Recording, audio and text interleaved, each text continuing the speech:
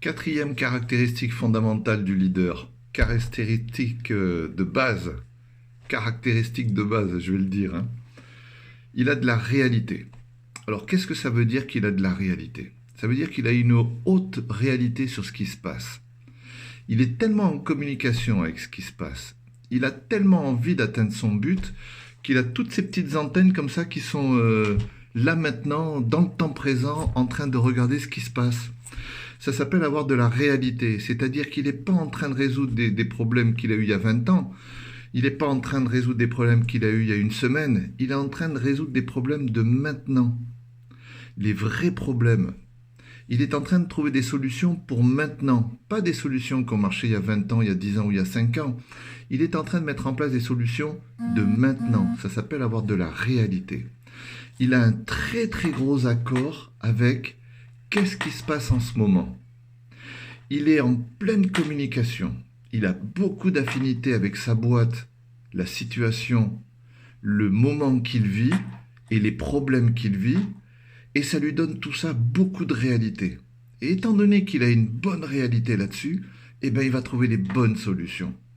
Ou alors il va adopter les bonnes solutions que d'autres vont lui amener, au lieu de dire mais non, toi tu comprends rien, patati patata. Et le mec, ce leader-là, il cherche toujours à augmenter sa réalité. Et en même temps qu'il augmente sa réalité, il augmente en même temps son affinité, sa communication et son intention directrice. Ça, c'est un leader. Vous comprenez? Donc, le sujet d'aujourd'hui, c'est qu'un leader naturel, il a comme fondamental la réalité. Et sa réalité, elle augmente, elle augmente, elle augmente, elle augmente, elle augmente.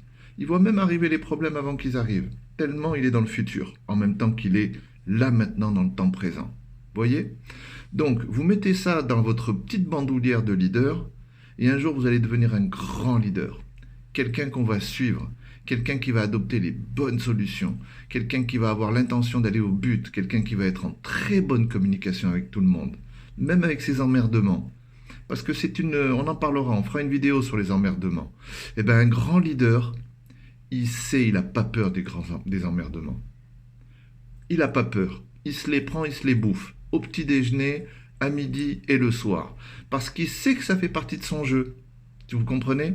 Donc, plus le but il est grand, et on le verra un jour ou l'autre dans une vidéo, plus les emmerdements sont grands. Mais ça, on fera un petit développé là-dessus.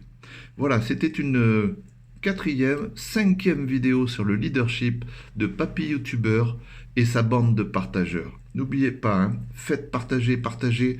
Vous n'avez pas idée à quel point ça peut rendre service aux gens d'écouter ces petits moments, ces petites 4 minutes de vidéo. Voilà, Papy YouTuber vous souhaite une bonne journée.